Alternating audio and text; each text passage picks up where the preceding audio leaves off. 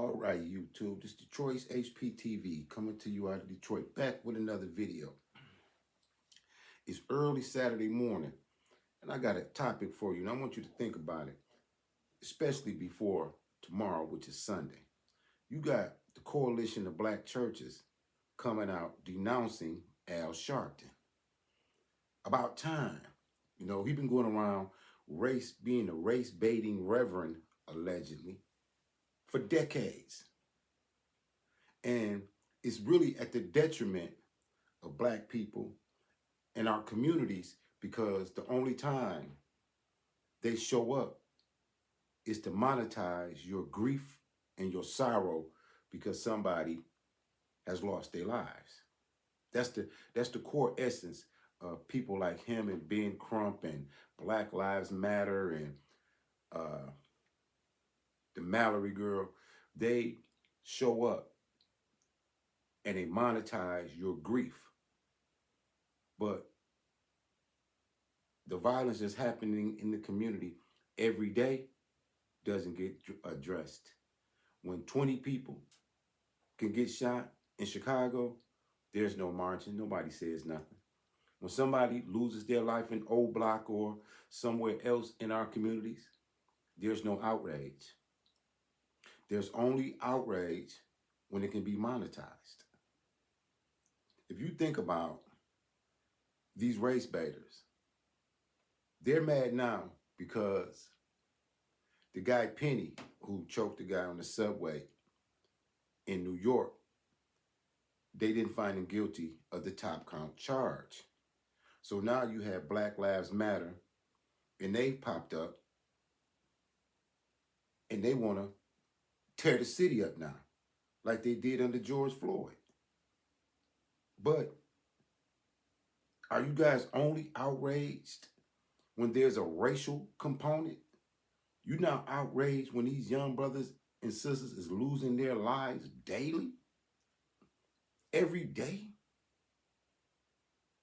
You only outraged when you can monetize it, when you can race bait it, when you can use it for photo ops. See, I'm gonna tell you something. In our community, the Black community, we have more churches per square mile than any place in the world. I'm gonna say it again. We have more churches, temples, and mosques per square mile than any other place in the world. I bet you guys know that too. If you're from Detroit, you know that Woodward Avenue separates the east side from the west side. That one street, Woodward Avenue, I bet you nobody can get in the comments and tell me how many churches is on that one street.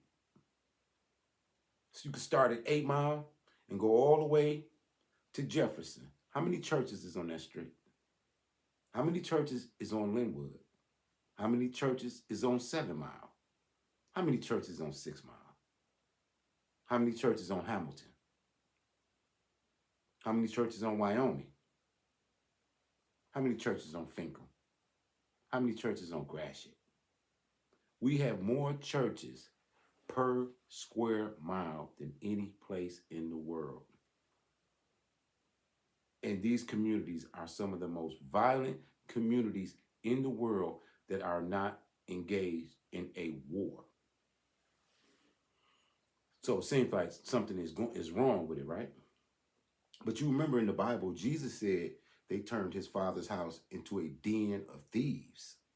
So you have pastors like Jamal Bryant who could say he wants to sell bud in his church. You know, they preach their prosperity preaching, but they don't stick to the scripture of the word. There are exceptions. I'm not going to say all of them, but the majority, they preach for the offering.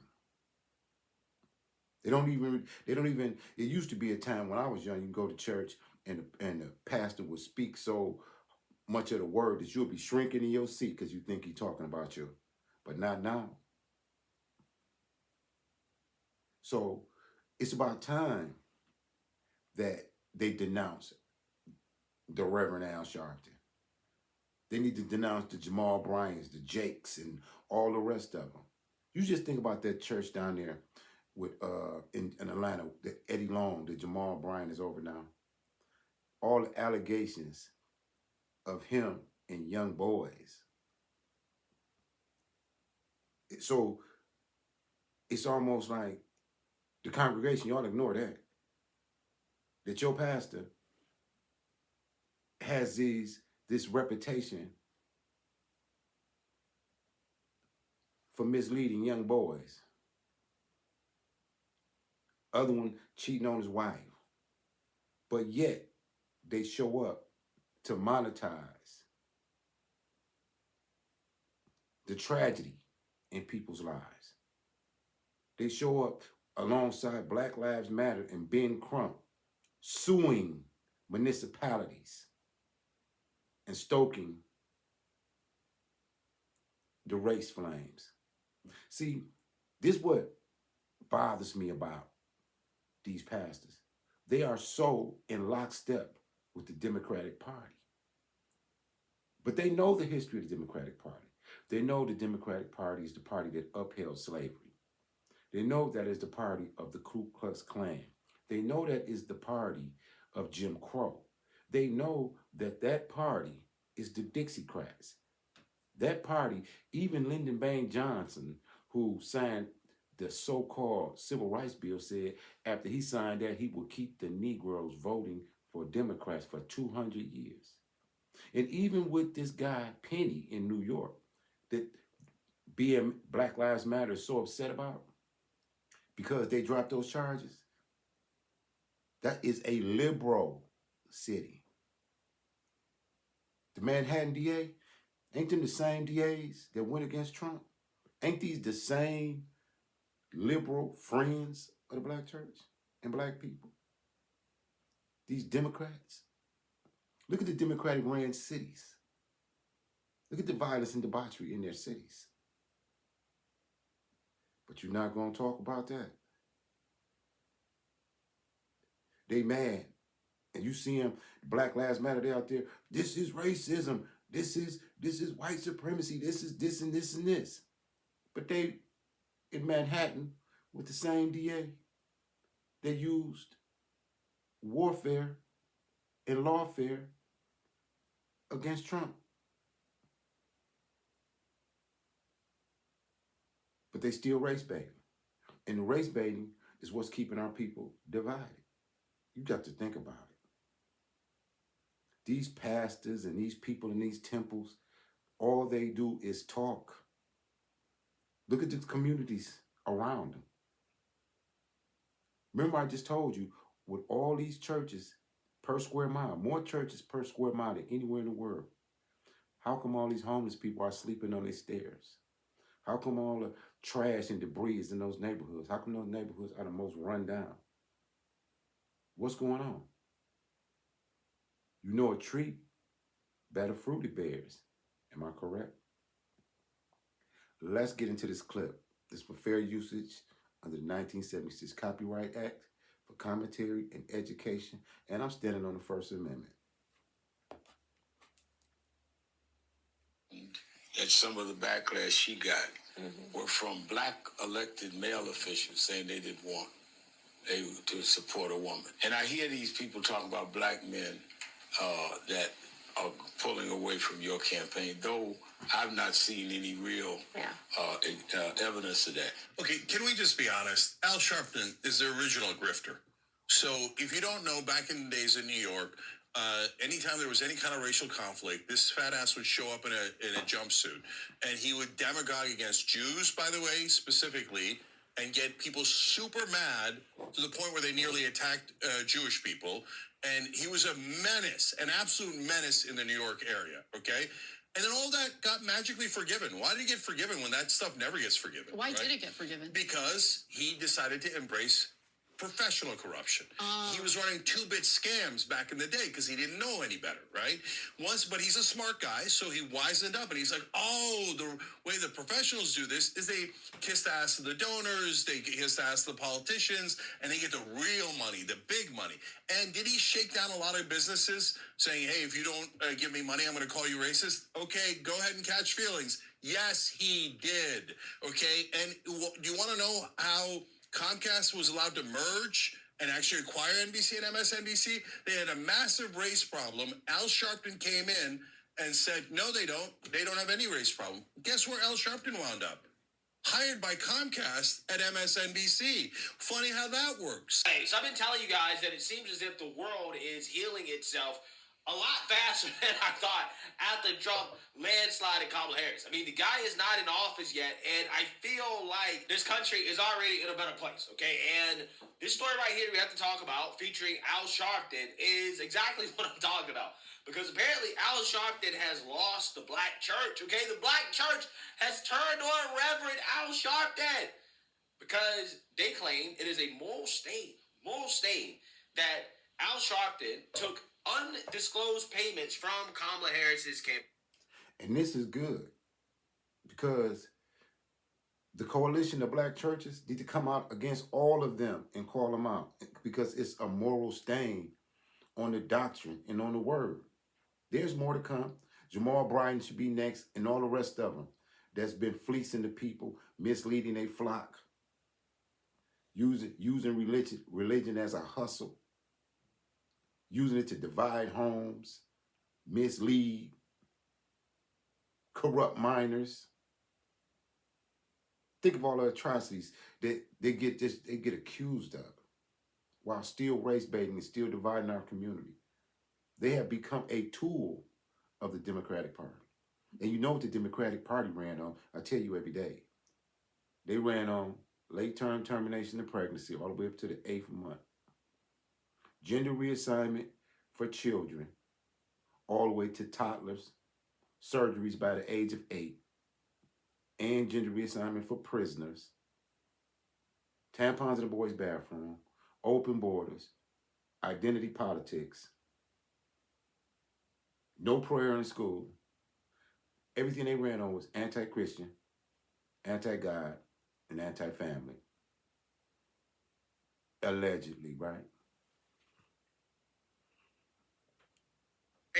Before his softball endorsement interview with her on MSNBC. Now, MSNBC has essentially come out and thrown Al Sharpton under the bus and said, well, he didn't tell us, right? He didn't tell us about the payments. We didn't know about it. And, that is essentially why we did not disclose to the audience that our interviewer got paid, right, before interviewing Kamala Harris, okay? Now, it seems as if MSNBC doesn't really care that much about the fact that him being on their network is a black eye on their journalistic integrity, which I don't think they have any at this point. But regardless, he's still on the network, in which he is ironically discussing Joe Biden's corruption as a corrupt individual himself. Office, he considered blanket pardons for a lot of folks. He didn't follow through, but we certainly expect when he walks in the door, he will issue a bunch of pardons, particularly the January 6th convicts. He made that promise on the campaign trail. That was going to happen regardless. But what do you think the impact of this would be if President Biden and his team follows through with this and offers these blanket pardons? We saw what happened when he pardoned Hunter Biden. How do you think that impacts the national political conversation? How is that going to be perceived? I think it will be perceived mixed at best, and probably would get a lot of people concerned about what precedent we're setting. But let's not forget, Donald Trump not only talked about pardoning the January 6th people that were doing the insurrection, he called them hostages, and had them singing as a choir at his rally. So in the background of that, I think that people would... They be so disingenuous that they count on the mass of the people being stupid. They like to say the word insurrection. Do you guys actually know what an insurrection is? An insurrection?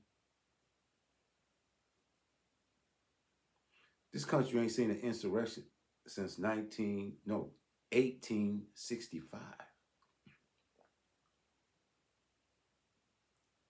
1865. And you know what happened in 1865? What they call an insurrection wasn't even a riot. But they play on your emotions. You know what I mean? Because they know that their party has become like a magnet to the dissatisfied, the misfits. It attracts those who are disillusioned, who got an axe to grind, dissatisfied with self. Because only a person who's totally unaware and unself-aware will follow their line of thinking. They'll be kind of mixed in their reaction if Biden were to do this. From the civil rights community, we've been saying he ought to be pardoning people like Marilyn Mosby, who was the prosecutor in Baltimore, Jesse Jackson Jr., the congressman. Even I have a brother in Alabama who's doing.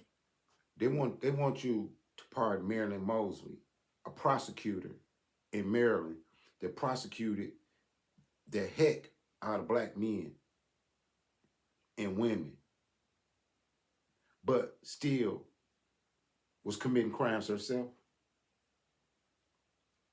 The Fannie Willis type, they want to put her foot on a black man neck, but at the same time committing crimes herself. These black faces in high places have always been the tool that the powers that be use to crush us. They don't stand with us to represent us. So why should we care that she ran afoul of her own profession? She know the law. So Pardon her for what? look at people, Reverend Kenny Glasgow. We're looking at people that need pardons, that have come out and done well, served the community. That ought to be the standard.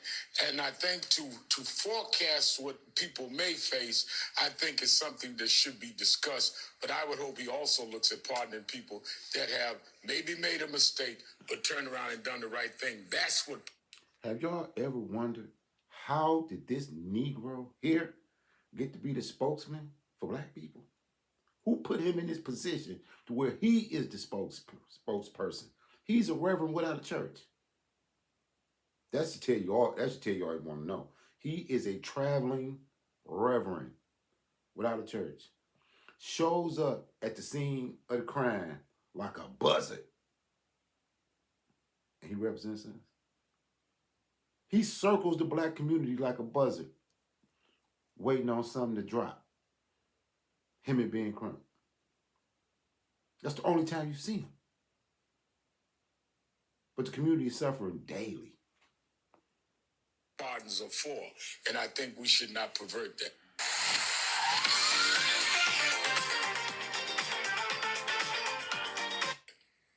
Yeah, so you see it, you heard that. Now, apparently the so-called black church, black churches, are upset. They're upset that Al Sharpton is still on MSNBC flapping his gums, right?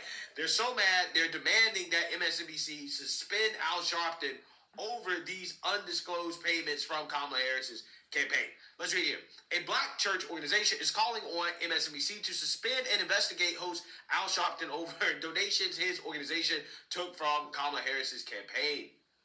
The National Black Church Initiative, a coalition that says it represents 27.7 million people and 150,000 black churches across the country, said Wednesday that the payment to Sharpton's group, quote, puts a moral stain.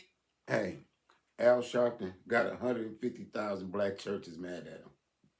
That's bad. That's news. Because he been getting away with it for decades.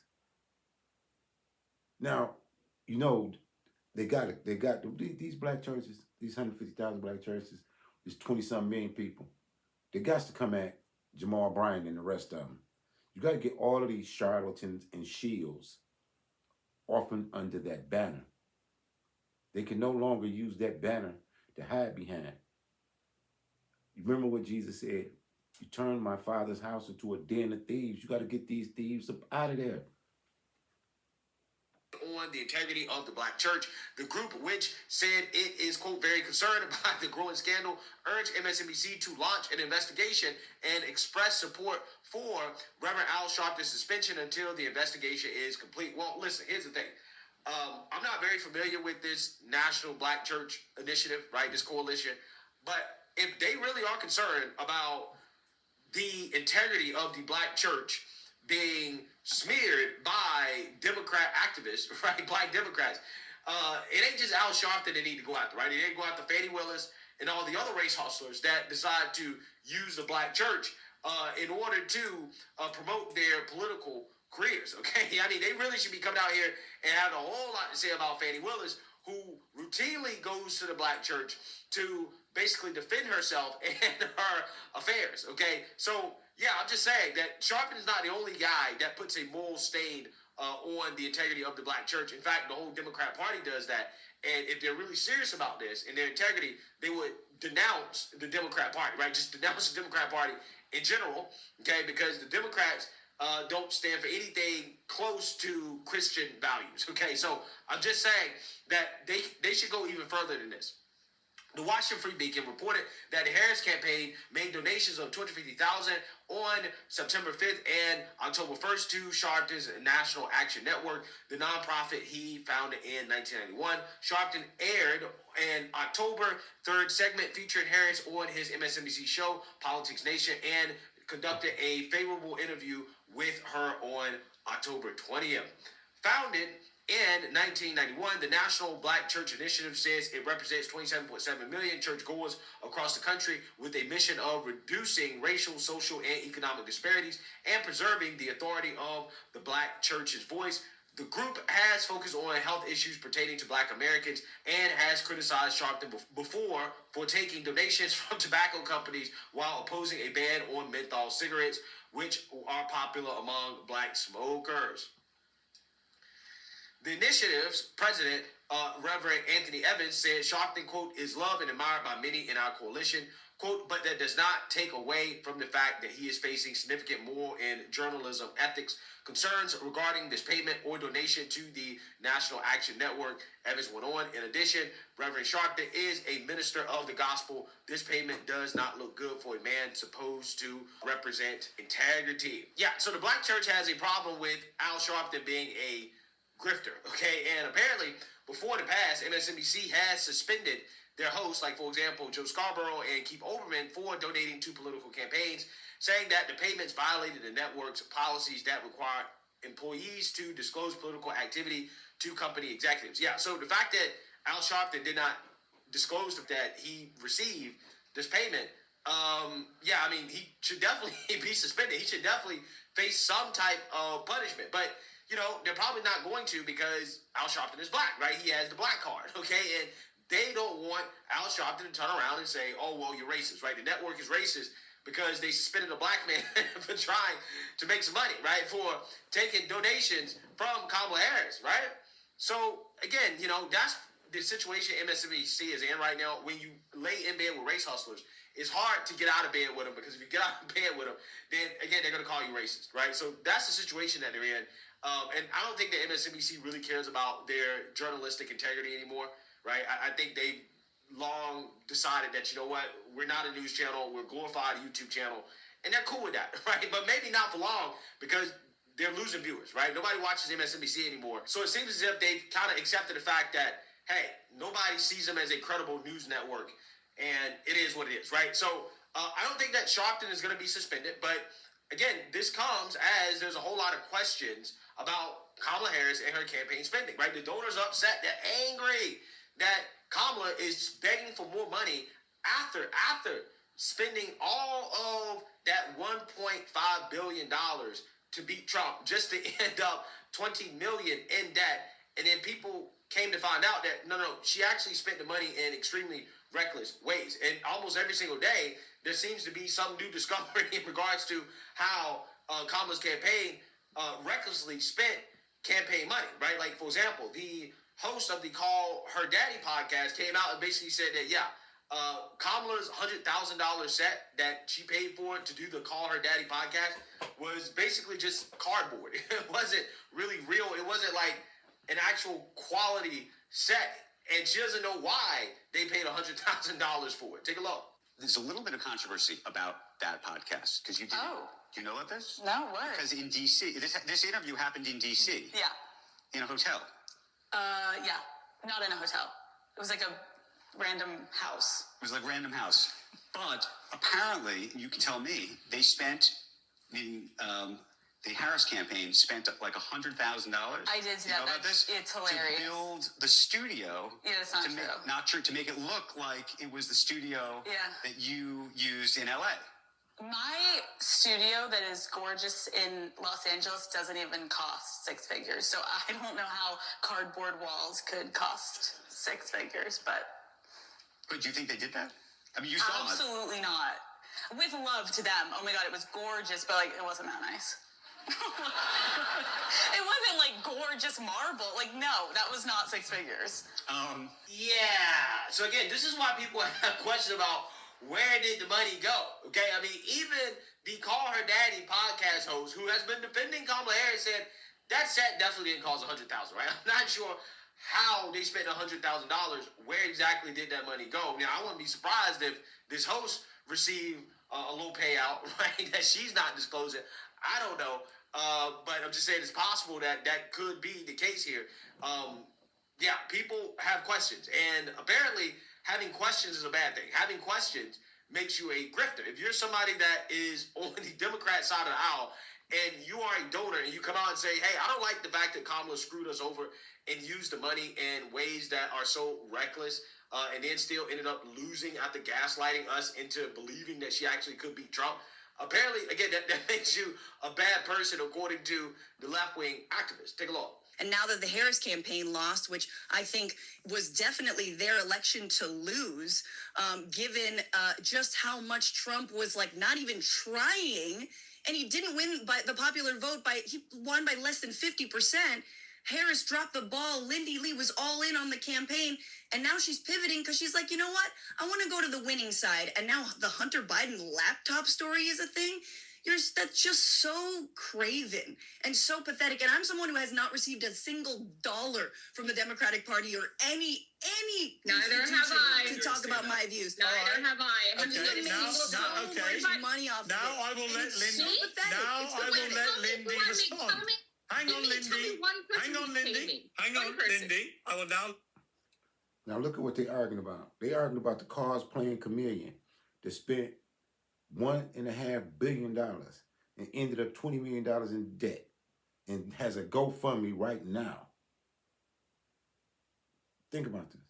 And you have people in the black community angry with other black people because this Hindu lady lost an election.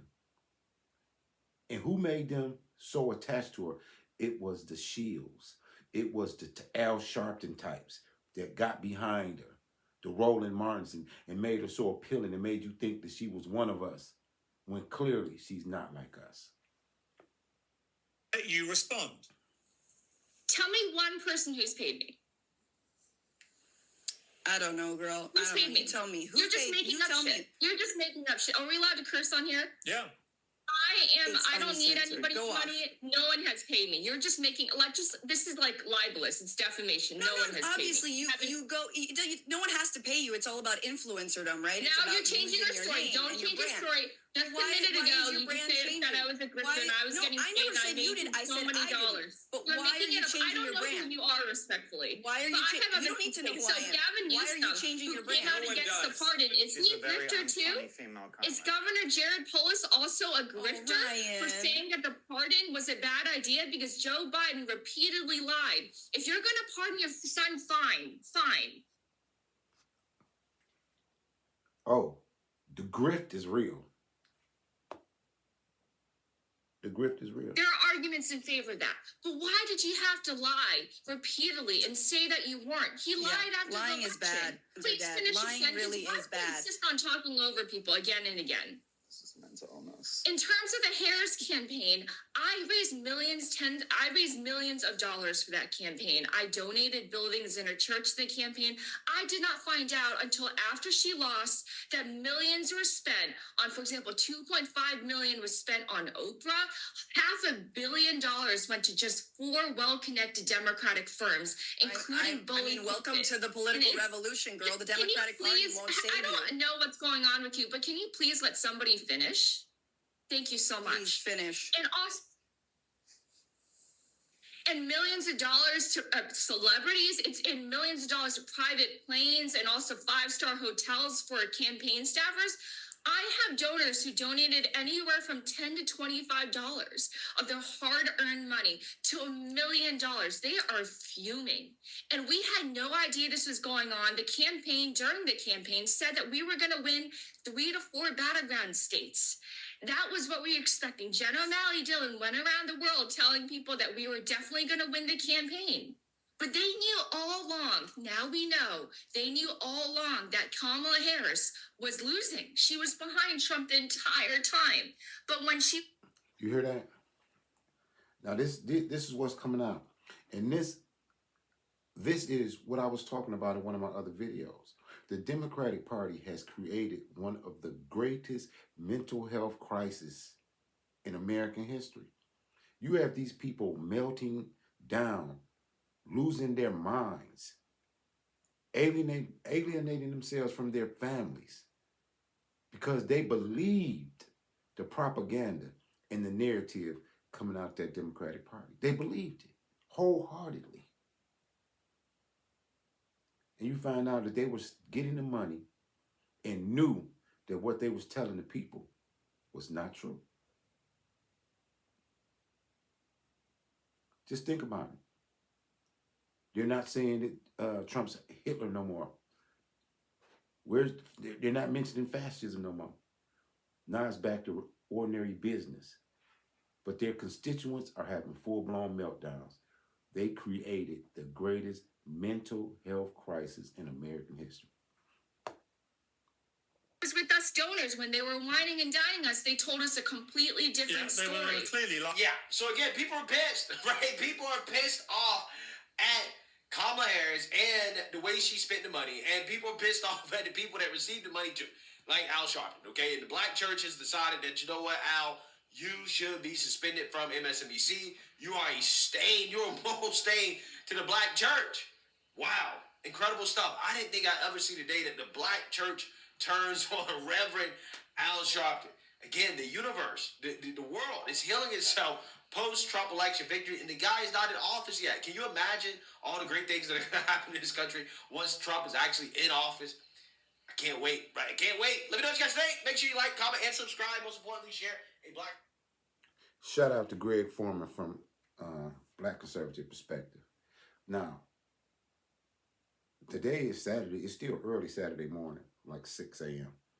When you go to church tomorrow, why don't you pay attention to what your pastor really going to talk about? Is he going to tell you stories of old Daniel in the lion's den, 3 little Jewish boys in a fiery furnace, Samson slaying Philistines with a jawbone? He going to tell you all the stories like you still in Sunday school that we learned when we were kids? Or is he going to tell you about the demonic forces and the satanic forces that are running the government? Is he going to tell you about Ephesians 6:11? We wrestle not against flesh and blood, but against spiritual wickedness and principalities in high places. And is he going to identify them for you? Is he going to tell you how evil it is to terminate the fruit of your womb? He ain't going to tell you none of that. If he ain't going to tell you none of that, then you might be in one of them synagogues of Satan. You might be there. Don't get mad at me. Don't shoot the messenger. Well, this is Detroit's HPTV coming to you out of Detroit. Support the nonprofit Detroit Black Thought and Ash Collective. The Cash App is in the channel description. As always, salute to all the patriots. Keep y'all head on a swivel. Like, share, and subscribe. Peace.